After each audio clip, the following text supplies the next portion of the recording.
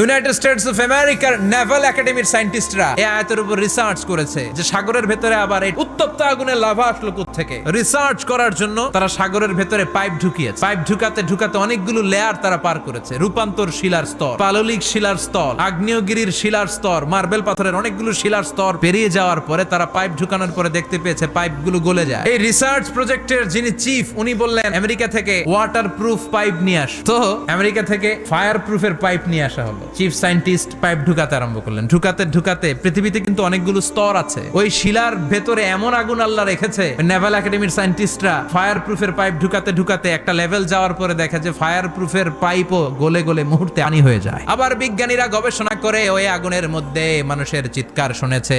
এজন্য হাদিসে এসেছে কাফের মুশরিক আর নাস্তিক গুলো মারা গেলে তাদের আত্মাগুলো পৃথিবীর মাঝখানে সিজ্জিনে চলে যায়। ওই সিজ্জিনের ভেতরে আগুন আছে না নাই?